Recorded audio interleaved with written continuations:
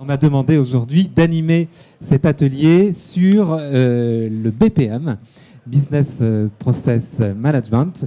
Et nous avons autour de cette table eh bien, deux représentants donc, de ce domaine d'activité et un témoignage client. Alors les deux sociétés concernées, c'est d'abord Appian, je prononce à l'anglaise, voilà, monsieur Laurent Chaillet. Nous avons à ses côtés donc madame Catherine Penn-Fornis, qui est donc représentante en pharmacovigilance de la société Sanofi et qui a une expérience client à partager avec un projet mené par Appian. Ou Appian. Appian, voilà, c'est mieux. Et nous avons également la société W4, représentée par monsieur François Bonnet, qui va également intervenir pour donc présenter la méthodologie et surtout la conduite des projets BPM.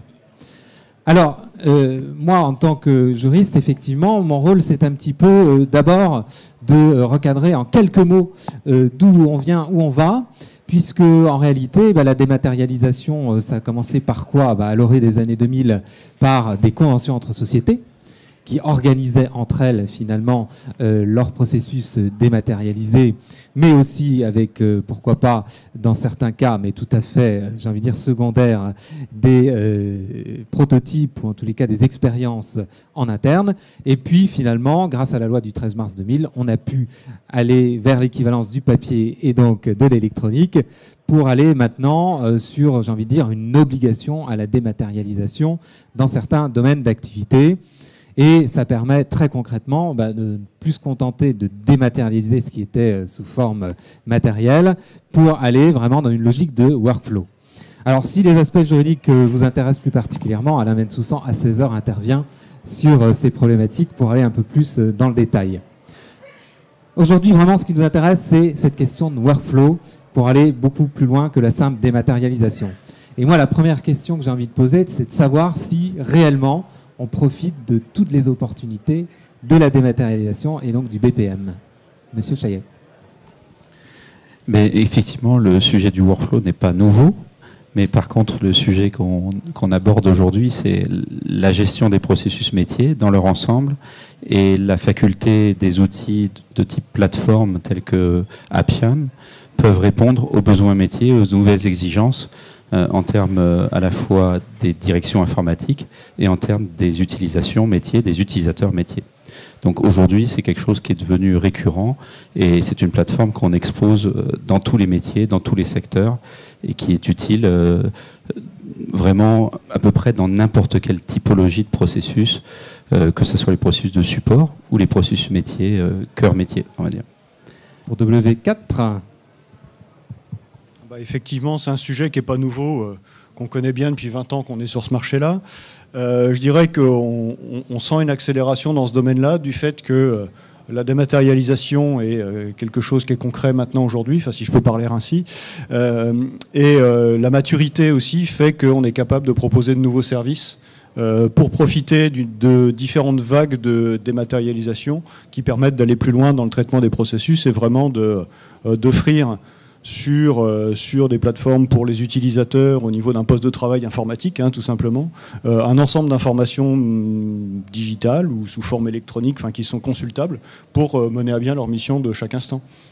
Alors, vous m'aviez dit quand on avait préparé cet atelier qu'il y avait peut-être un décalage entre les particuliers qui sont vraiment habitués à utiliser des applis au quotidien et encore une certaine frilosité dans certaines entreprises. Est-ce que vous maintenez vos propos? Oui. Non, on sent bien que la problématique est différente. Alors les Américains qui sont forts pour sortir des acronymes ont sorti le BYOD, donc le Bring Your Own Device, donc amener votre propre terminal, qui vient d'ailleurs d'une expression, c'est Bring Your Own Beer. C'est-à-dire quand on fait un barbecue, on amène sa propre bière et comme ça on se débrouille ensemble. Ça vient de là en fait, chacun amène son élément et qui fait que les DSI ont été un petit peu prises au dépourvu parce que les utilisateurs ont des terminaux qui leur permettent de faire tout n'importe quoi, de réserver un billet de train en ligne alors que pour faire une demande de voyage en interne dans l'entreprise, il fallait qu'ils remplissent encore des formulaires papier. Donc ça fait vraiment des décalages. Aujourd'hui, on sent que la gestion des flottes et la modernisation de la DSI a pris en compte ce système. Mais il y a forcément un décalage parce que c'est plus facile et c'est moins risqué pour un utilisateur de réserver son billet de train sur Internet que de fournir accès à des applications qui peuvent être stratégiques, des informations qui peuvent être stratégiques au sein de l'entreprise et les laisser sortir sur n'importe quel terminal. Donc ça s'explique, il y a un décalage, mais je pense que ça permet d'aller plus loin. On pourrait donner des exemples, mais ça permet d'aller beaucoup plus loin en entreprise.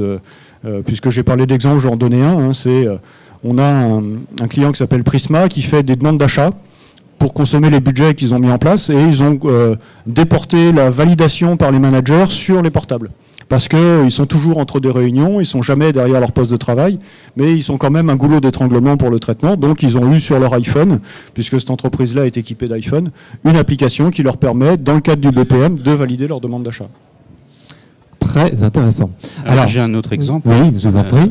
On travaille avec certaines organisations aéroportuaires, des grandes organisations sur des gros hubs internationaux.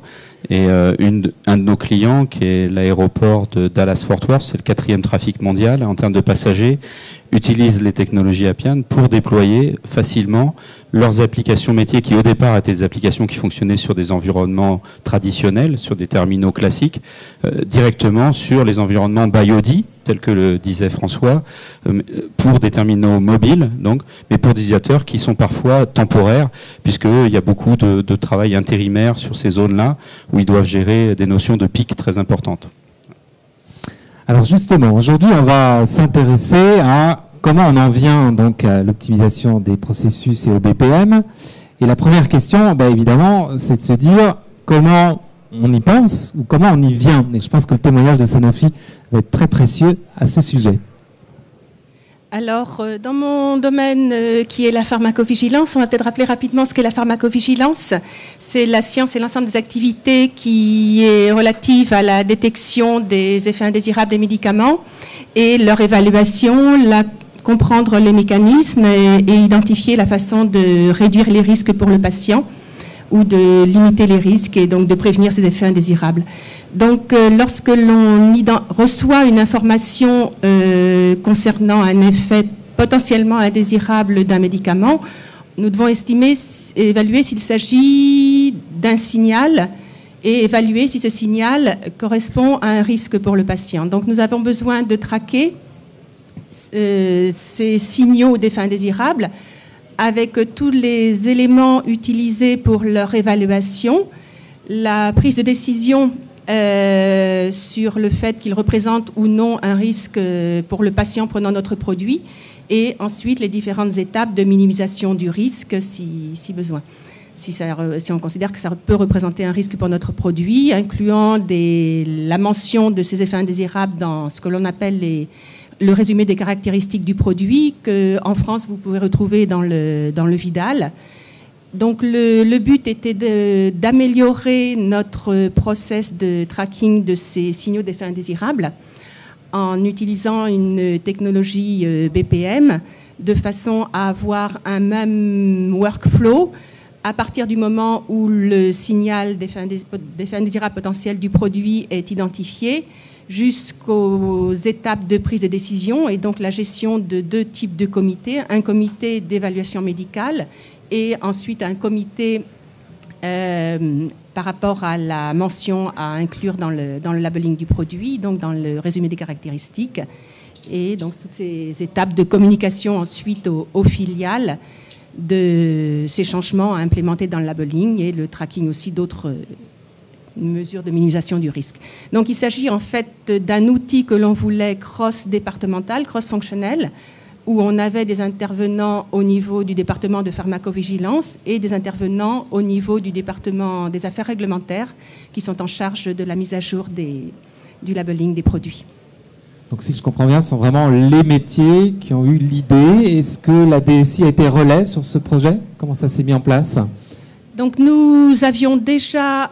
Il y avait un besoin exprimé d'avoir un tracking de ces signaux et des différentes étapes d'évaluation et de prise de décision.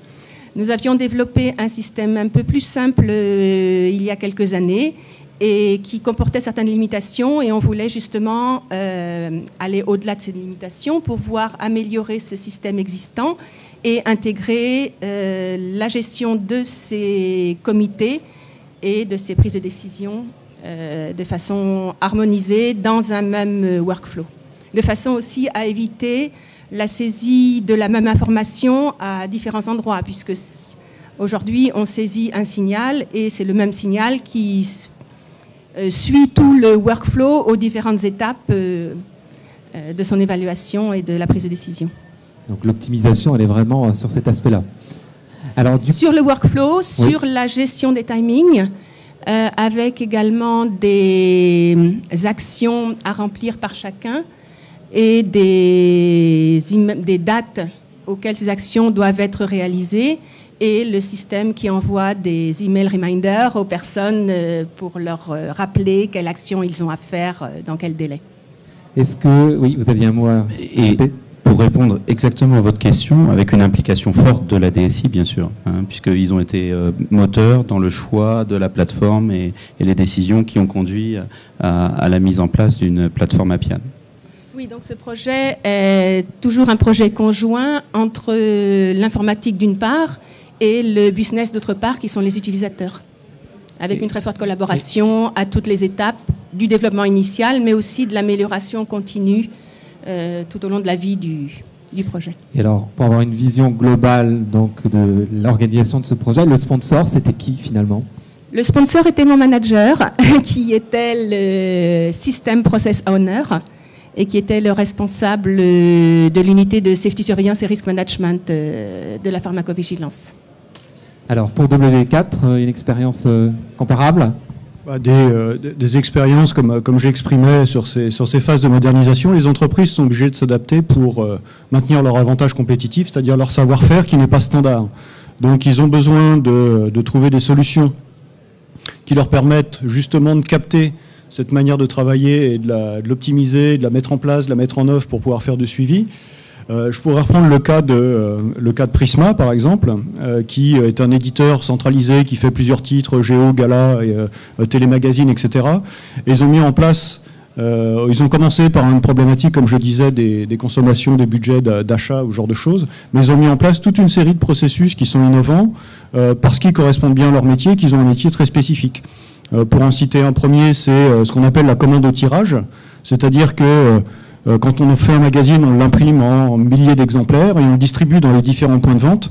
Et comme il y avait déjà une première phase de démat qui était le suivi de la consommation ou de la vente des exemplaires dans les différents relais, les relais de vente qu'on trouve dans les gares, dans les aéroports, en ville, ils sont capables d'évaluer à partir de quel moment le stock va être épuisé, donc pour pouvoir réimprimer plutôt que d'imprimer directement les 100 000 exemplaires. Si le numéro ne marche pas bien, ils vont en avoir trop. S'il marche trop bien, il va falloir qu'ils en réimpriment d'une manière assez traditionnelle, donc lourde à mettre en place. Donc ça leur permet d'être extrêmement flexibles. Donc d'une part, ça évite au point relais d'être en rupture d'un exemplaire. A priori, bon, il y a toujours des délais de latence parce qu'il faut quand même imprimer du papier. Et d'autre part, ça leur permet d'optimiser complètement le nombre d'impressions qu'ils font par rapport à la consommation qu'il va y avoir. Voilà, donc ça c'est un premier exemple. Un deuxième, c'est, j'ai trouvé ça amusant, puisqu'ils font ils font des courses.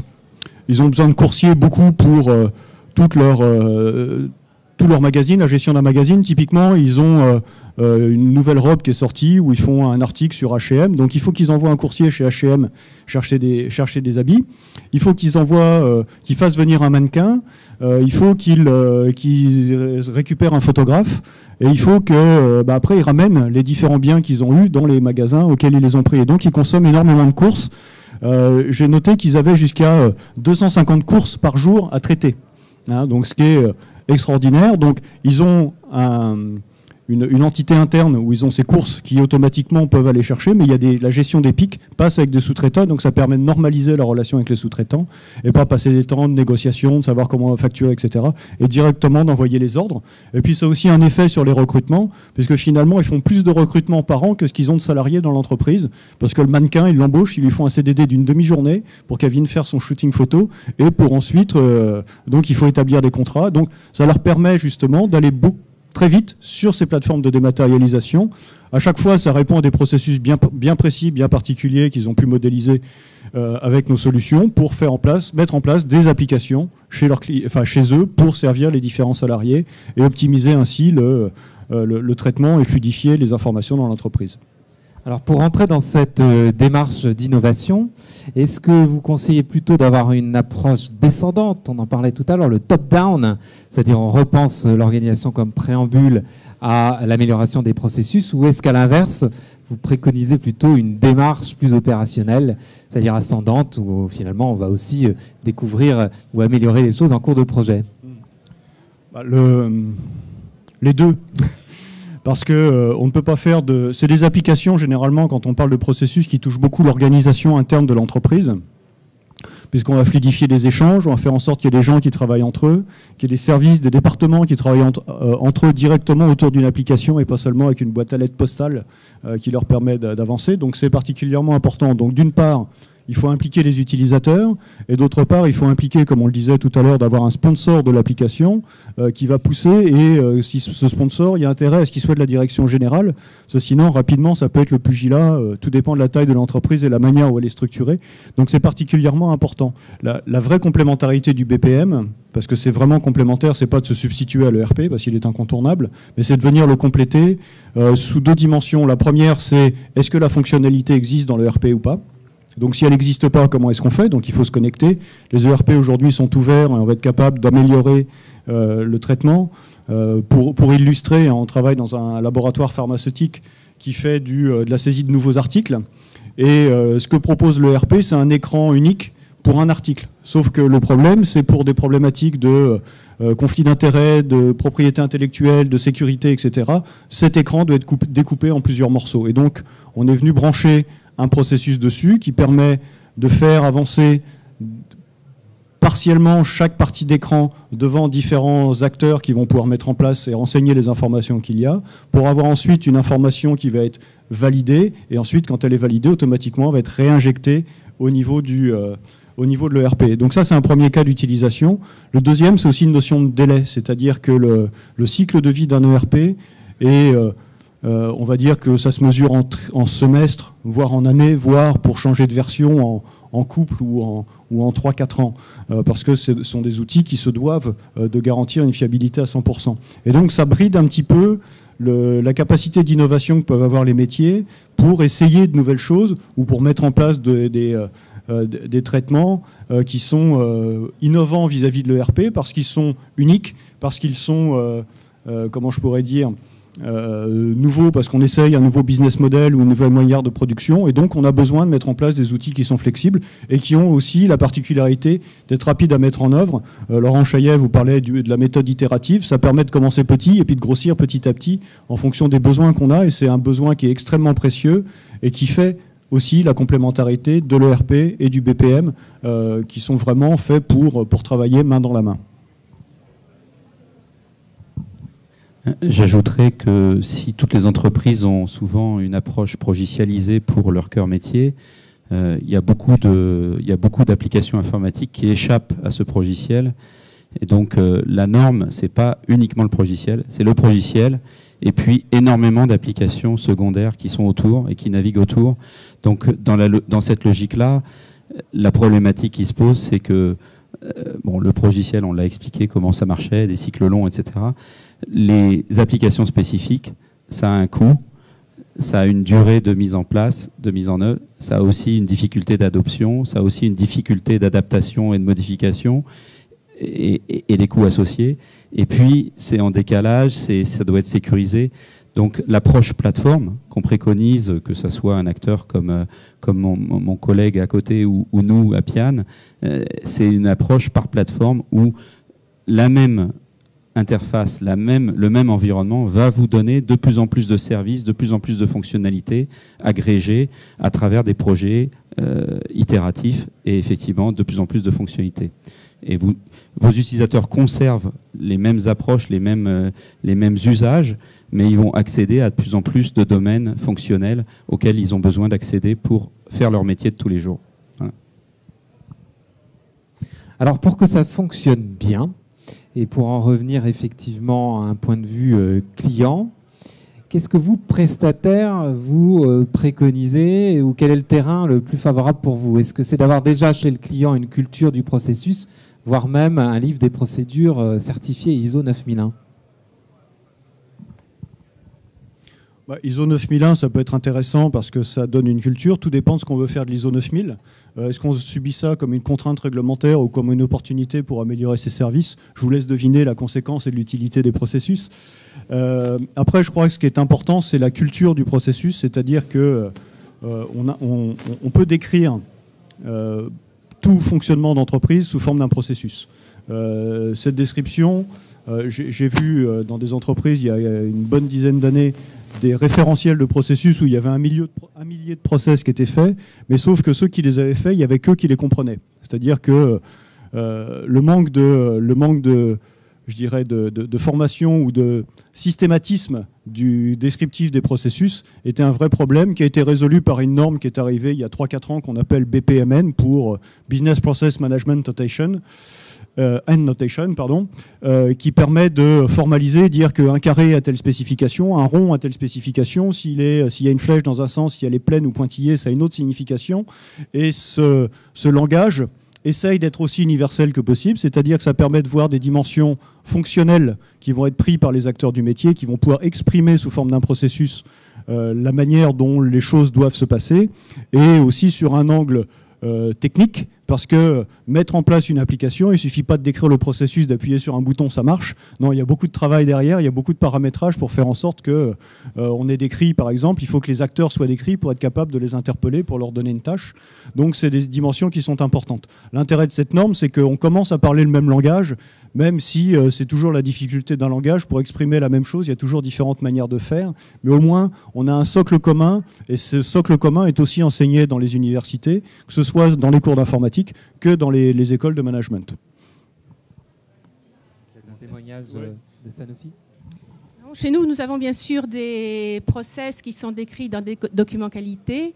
Et ce système, le développement du système et surtout les phases de validation devaient suivre aussi les process de ces documents qualité AIS, informatique. Et d'autre part, nous avons des documents qualité sur le process de gestion des signaux. Et donc avec également certaines obligations qui sont des obligations réglementaires et puis d'autres approches qui sont plus internes en complément de ces obligations réglementaires. Et donc l'outil devait répondre aussi à ces besoins tant au niveau business qu'au niveau informatique. Alors justement, on est quand même sur une démarche malgré tout innovante. Est-ce que ça veut dire que l'étape d'une maquette ou d'un prototype est obligatoire ? Et de manière plus générale, est-ce que c'est le prestataire qui fait tout ou est-ce qu'on est plutôt dans cette logique de co-développement? Dans notre expérience, c'était clairement du co-développement, c'est-à-dire que nous avons exprimé nos besoins, ils ont été écrits dans ces user requirements et nous avons 4 environnements différents. C'est-à-dire qu'il y a l'environnement de développement qui est utilisé par le développeur, donc Appian en l'occurrence, qui développait sous forme de différents sprints, c'est-à-dire différents groupes, différents types de groupes de requirements. Et à l'issue de chaque sprint, il y avait une démo dans laquelle on nous montrait ce qui avait été développé, on confirmait que ce qui avait été développé correspondait bien à nos attentes. Appian pouvait nous faire des propositions de choses supplémentaires auxquelles on n'avait pas pu penser. Et on arrivait à l'issue de chaque sprint à être d'accord. Et au niveau de la démo, on définissait qu'est-ce que l'on voulait améliorer. Ensuite, une fois que l'ensemble du développement est terminé, l'outil passe dans un environnement que l'on appelle training, mais qui est un environnement de test initial, où en tant qu'utilisateur, on peut vérifier que dans son ensemble, la nouvelle version de l'outil correspond bien à nos besoins, et cela nous sert également à tester un petit peu nos user acceptance tests. Et lorsque lorsque l'on est prêt à faire cette validation plus formelle, l'ensemble de l'application repasse dans l'environnement de validation. Et une fois la validation confirmée et documentée, bien sûr, on peut lancer en production. Ça confirme une chose, c'est que non, le pilote n'est pas obligatoire parce qu'en fait, la démarche de projet est une démarche itérative qui permet en permanence de revenir sur les spécifications. C'est-à-dire que contrairement à une phase pilote ou maquette où vous décrivez déjà les objectifs dès l'origine et où vous mettez 2 ans pour construire la solution, où il y a forcément des décalages entre les besoins métiers exprimés il y a 2 ans et les besoins actuels, mais trop tard, la solution a été spécifiée il y a 2 ans, donc c'est comme ça que vous l'aurez et qu'elle sera délivrée. Dans une démarche agile telle que les proposent nos types de plateformes, on peut revenir en permanence sur la définition du besoin, et c'est exactement ce qu'exprimait Catherine. Donc non, le pilote n'est plus aussi obligatoire, voire au contraire, peut-être une approche qui peut enclaver le projet plutôt que de lui donner un point de départ qui soit immédiat et le plus rapide possible, avec un retour sur investissement plus rapide de toute façon pour les utilisateurs. Alors contre l'effet tunnel, qu'est-ce que peut dire W4 ? Je suis complètement en phase avec la stratégie d'Appian, qui est d'essayer de fournir des outils qui, j'aurais tendance à dire, le pilote va devenir le prototype, qui va devenir la version 1 de l'application, qui va devenir la version 2, la version 3. Donc on a une grande continuité, la technologie est suffisamment mature aujourd'hui et rapide pour ne plus avoir besoin de passer par des outils de pilotage. Donc ça, c'est un point important. Le deuxième, vous avez exprimé ce que c'est du co-développement, j'aurais tendance à dire que c'est nécessaire, parce que comme j'exprimais, ce sont des technologies qui permettent de mettre des applications en production, donc qui nécessitent un certain niveau de structuration dans son paramétrage et de validation par le service informatique, parce qu'on ne peut pas faire n'importe quoi quand il s'agit d'avoir des applications d'entreprise. Et de l'autre côté, l'éditeur ou le prestataire de service, si on travaille avec une société de service, n'a pas nécessairement la connaissance pointue du métier du client. C'est pas possible. Le seul qui connaît bien son métier, c'est le client lui-même. Donc on peut l'aider, et donc il est nécessaire d'avoir les deux dans la même salle pour être capable d'arriver rapidement à un résultat qui soit probant d'un point de vue client et qui soit en phase avec la philosophie du produit qu'on utilise d'une manière sous-jacente, parce qu'il n'y a rien de pire que d'essayer de dire on est complètement indépendant du produit jusqu'au bout et on fait son choix au dernier moment sans tenir compte des spécificités de chaque solution. Alors on devait parler de la mise en œuvre des tests, mais je crois qu'on a déjà notre réponse. On va maintenant s'intéresser aux difficultés concrètes des projets BPM. Est-ce que c'est effectivement des résistances internes, ce qu'on peut dire des difficultés liées à la conduite du changement? Est-ce que c'est plutôt lié à l'organisation même du client, par exemple sur l'international, sur le multisite? Qu'est-ce que vous pouvez nous dire à ce sujet? Moi, je constate régulièrement, surtout mon expérience, qui n'est pas récente, même si mon expérience Appian est relativement récente, qu'il y a beaucoup de problématiques qui sont liées à notre façon de penser des projets informatiques françaises. Façon de penser des projets informatiques à la française est depuis longtemps pensée avec une analogie au monde de la construction. Maîtrise d'œuvre, maîtrise d'ouvrage. Nous sommes, je ne sais pas si c'est le seul pays, mais en tout cas un des pays rares à continuer d'utiliser cette terminologie, et elle va à l'encontre de l'agilité des projets. Pour moi, une DSI a forcément une implication dans une stratégie métier, et un métier a forcément besoin de l'informatique pour avancer et se donner une vision, je dirais, à court ou moyen terme. À long terme, c'est autre chose, c'est une stratégie d'entreprise. Mais ce lien-là, il existe très peu en France. Et quand on parlait de rendre les utilisateurs moteurs dans l'adoption et dans la mise en place d'un projet informatique, en tout cas basé sur du BPM, on se retrouve en permanence confronté que non, on ne peut pas accéder aux utilisateurs, c'est les maîtrises d'ouvrage qui savent. Les maîtrises d'ouvrage ne sont jamais alignées avec les utilisateurs. C'est mon constat. C'est peut-être le cas dans certaines entreprises. Moi, je l'ai constaté régulièrement. Est-ce que le docteur Penfornis peut confirmer? Dans nos projets, ce type de projet, on a toujours une équipe projet avec à la fois des personnes de l'informatique qui sont plus au niveau de la gestion du projet en tant que tel et qui gèrent les relations avec le développeur, et des représentants des utilisateurs. Donc dans ces projets, moi j'étais ce que l'on appelle Business Process Owner et User Leader. Et nous avions aussi des représentants de chaque rôle dans les utilisateurs, de façon à ce que chacun puisse exprimer ses besoins et puisse voir au moment de au moment de ces démos, des sprints, si ce qui a été développé correspond bien à ses besoins. Donc tous les représentants des utilisateurs des groupes de travail du projet étaient présents au cours des démos et pouvaient s'exprimer, ce qui permet aussi de s'assurer que ce qui a été développé correspond bien aux besoins. Rappelez-nous votre formation de base. Moi, je suis médecin. Et donc là, je suis en pharmacovigilance depuis bientôt 20 ans. Pour W4 ? Je crois qu'il y a beaucoup de choses qui ont été dites. Les résistances au changement, oui, il y a des anecdotes où on se retrouve en face de la porte, devant la porte bloquée avec les syndicats qui viennent. Mais je crois que c'est, je soulignais déjà l'élément tout à l'heure, c'est on touche à l'organisation de l'entreprise. Donc nécessairement, on va avoir la peur du changement, et cette peur du changement doit se gérer. Donc c'est pour ça qu'il faut inclure les utilisateurs. Et puis, je dirais qu'il ne faut pas avoir peur des syndicats, et les syndicats font très bien leur boulot. C'est une question de pédagogie, de leur expliquer. Quand on a passé 20 minutes avec eux, à leur expliquer que c'était des outils qui étaient faits pour eux, qui allaient leur permettre d'organiser leur travail, et de justifier auprès de leur direction qu'ils étaient surchargés, que c'était la raison pour laquelle ils n'arrivaient pas à atteindre leurs objectifs, là tout de suite, l'esprit a changé, c'est-à-dire que a priori, le BPM, on le voit comme un outil Big Brother qui est là pour mesurer les temps, etc. C'est pas du tout l'esprit. C'est de faire en sorte, d'une part, de satisfaire le client, d'une part, de ne pas perdre de temps à faire des choses qui sont finalement ennuyeuses. Et je dirais que c'est aussi des éléments de confort pour les utilisateurs parce qu'ils n'ont pas besoin de cliquer sur 50 fenêtres différentes pour trouver l'information. Il y a quelques années, ils avaient fait des études. Un utilisateur utilisait en moyenne pour accomplir une tâche, il utilisait 4 applications différentes. Vous imaginez 4 applications différentes pour accomplir une tâche, ils ont 500, 100, 1000 tâches à accomplir par jour en fonction de ce qu'ils font. C'est complètement ingérable. C'est complètement ingérable. Dernière question, parce qu'on est vraiment tenu par le temps.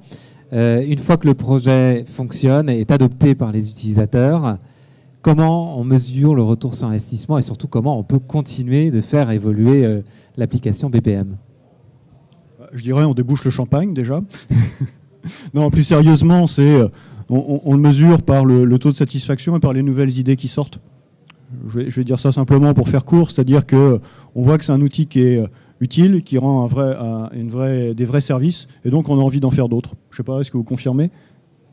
Oui, moi je peux dire que l'on peut d'abord confirmer que l'outil répond bien aux besoins, nous apporte des fonctionnalités que l'on n'avait pas avec les outils antérieurs, et qu'en développant une interface conviviale, ça permet également aux utilisateurs de mieux adhérer, d'avoir quelque chose d'assez intuitif et d'appuyer aussi sur le fait que d'avoir un seul outil dans lequel on a un workflow où le signal se déplace dans le même outil sur différents niveaux de sa vie, si on veut, permet aussi de gagner du temps sur la saisie de multiples informations dans différents outils. Et donc, c'est également quelque chose qui permet de réduire le temps et d'améliorer aussi la cohérence plutôt que d'avoir une même information qui risque d'être saisie différemment dans différents outils ou différentes applications. En l'occurrence, tous les projets ne sont pas similaires en termes de mesure de ROI. Il est évident que dans le cas de Sanofi, sur un métier de pharmacovigilance, on est plus dans le ROI réglementaire. Comment on apporte la preuve qu'on a bien fait tout ce qu'il fallait et qu'on a bien fait notre métier, c'est différent de comment on fait pour gagner 3 mois de délai dans la mise sur le marché d'un nouveau produit. Vous êtes d'accord, hein, Catherine ? Donc, effectivement, le ROI reste quand même un point essentiel. De toute façon, il n'y a aucun projet qui se fait, me semble-t-il, dans l'entreprise, sans que vous ayez justifié d'un retour sur investissement au préalable. Sinon, le projet est retoqué, il ne se passera jamais en session d'arbitrage au niveau d'une direction générale ou même au niveau d'une direction stratégique ou d'une direction informatique. Donc oui, il faut penser ROI dès le début du projet. Et il faut de toute façon appliquer ce type de projet à des environnements où on va pouvoir améliorer le ROI par rapport à d'autres projets. Effectivement, comme le BPM, c'est quand même toujours une alternative par rapport à j'achète un logiciel où j'ai 80% de mes fonctions dans l'outil ou je fais un développement spécifique. Donc cette alternative, elle est valable si elle vous accélère le ROI et si elle vous permet de montrer de l'efficacité davantage que dans les autres mécanismes. Et je pense que c'est le cas. Mais c'est comme ça qu'il faut le mesurer et c'est comme ça qu'il faut mettre en place les projets pour en donner des garanties. Ouais. Voilà, il nous reste 5 minutes pour prendre les questions de la salle. Je ne crois pas qu'il y ait de tweets. Non ? pas de live tweet. Donc, priorité au présent. Oui. Alors, je crois qu'il y a des micros qui doivent circuler. Y a-t-il un micro dans la salle? Micro pour monsieur.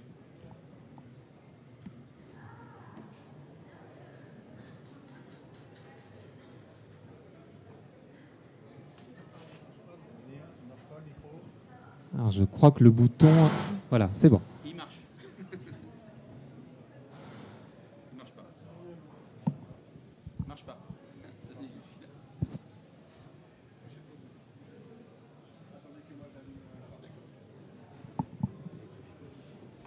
Vous dites la première question, c'est toujours la plus difficile à poser, effectivement. Technique du terme. C'est bon. Super. Vous m'entendez là? Oui. Donc c'était par rapport à cette gestion du changement. Donc effectivement, il y a une gestion du changement qui est amenée avec l'introduction d'un PM. Je pense que ça ne sert pas seulement à persuader les syndicats ou les employés. Il y a également des éléments dans leurs tâches, leur volume des tâches et voir les compétences qu'il faut identifier, qu'il faut gérer. Oui, bien sûr. Hein. C'est pas différent d'un autre. C'est pas différent d'un projet informatique. L'accompagnement au changement, c'est l'accompagnement au changement qu'on ferait dans un projet dans un projet informatique traditionnel. Néanmoins, comme on apporte des modifications potentielles aussi sur les processus, qui sont plutôt de l'ordre de l'organisation, effectivement, il y a peut-être encore plus de vigilance à apporter dans l'accompagnement au changement. Et il y a une complémentarité entre des métiers de conseil et des métiers d'exécution en termes de développement et d'intégration. Mais oui, c'est important, c'est un critère important. Vous pouvez passer le micro derrière.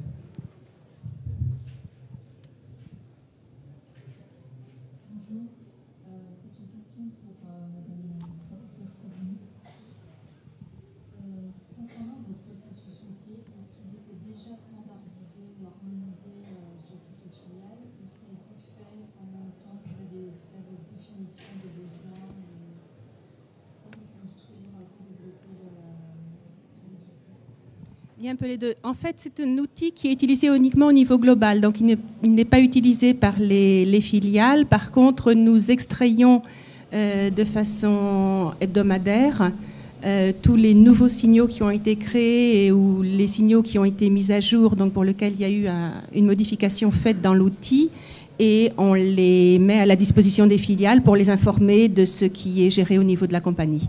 Par contre, au niveau des utilisateurs, on a à peu près 200 utilisateurs, mais au niveau global uniquement.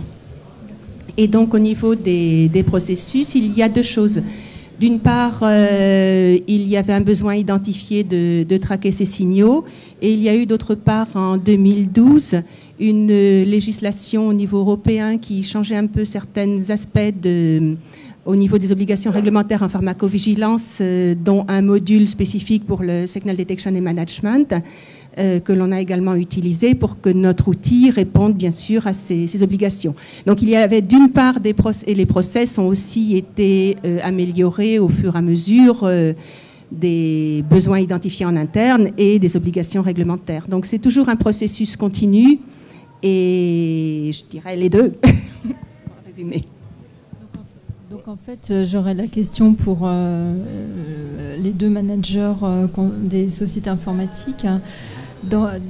D'après votre expérience, les sociétés commencent à standardiser, à harmoniser leurs besoins, enfin leurs processus avant, ou c'est fait en même temps de l'analyse des besoins et de la construction du cahier des charges? Je pense que c'est... Encore une fois, je suis désolé, j'ai jamais des réponses tranchées parce que oui, bien sûr. On voit non, tout. Mais il y a tous les cas. Le fait d'avoir des processus déjà modélisés, c'est un atout parce qu'on est sensible à la chose. Le point sur lequel je voulais insister, c'est un niveau de granularité de votre processus. C'est-à-dire qu'en fonction de la finalité de la modélisation que vous allez vouloir faire, vous allez avoir une granularité qui correspond. C'est-à-dire que si c'est un processus automatisé avec des utilisateurs, la granularité, ça va être le domaine d'intervention de l'utilisateur à un instant T. Si je dois vérifier des pièces justificatives sur un dossier, j'ai une tâche et je vais paramétrer le fait que j'ai 50 pièces justificatives à vérifier, alors que Dans une normalisation, on pourrait dire que je vais faire une tâche par pièce à justifier. Vous voyez, c'est un peu comme si on prend un plan de Paris. Vous avez le plan des rues, vous avez le plan de métro, vous avez le plan de distribution d'électricité, le plan des égouts, etc. Vous avez autant de plans que d'usages. Et je dirais qu'il y a peut-être un petit peu moins quand même, mais une variété de processus en fonction de l'utilisation qu'on va en avoir. Appian. Et j'ajouterais que la normalisation des processus, c'est quelque chose de vraiment pas évident en entreprise. Donc il y a un autre axe sur lequel il faut travailler. Donc bien sûr, on essaie de normaliser, c'est mieux. Mais on n'y arrive pas toujours, et voire jamais. Enfin bon.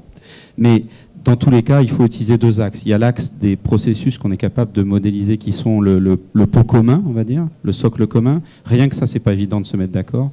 Et ensuite, il faut utiliser un autre axe qui est aussi fait partie, je pense en tout cas, de notre ADN en tant que plateforme.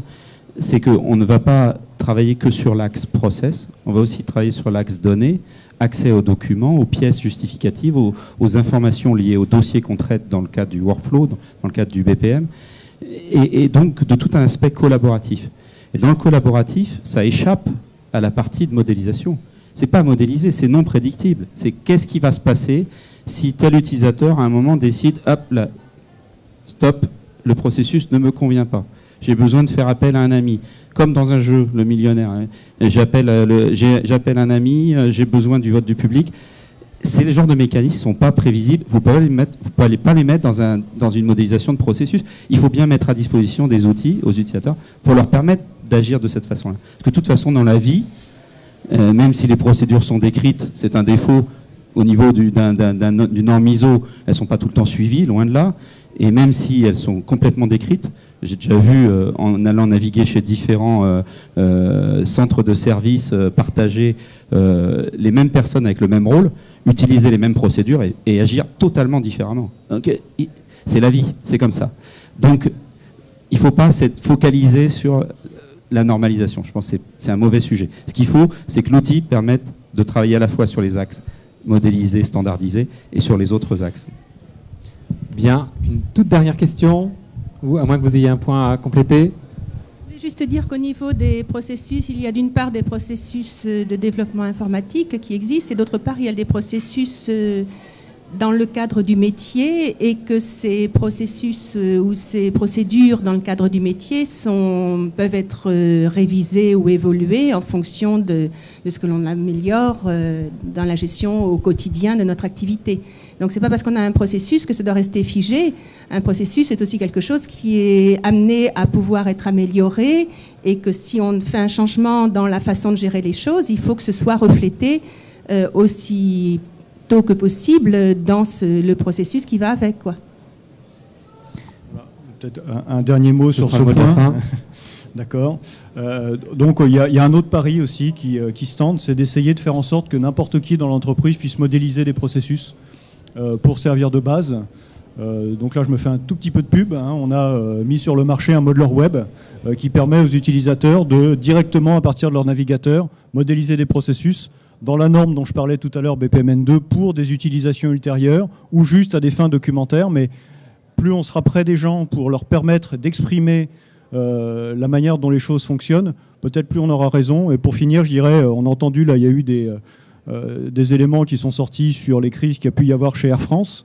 Et j'ai entendu le patron d'Air France qui discutait à la radio l'autre jour et qui expliquait qu'il avait demandé aux salariés quelles étaient leurs idées innovantes qu'ils pourraient mettre en œuvre. Et bien finalement, modéliser des processus, ça rejoint un petit peu ça. C'est d'aller chercher sur les gens qui sont sur le terrain tous les jours l'information pour peut-être finalement saisir une opportunité pour faire une action ou une autre.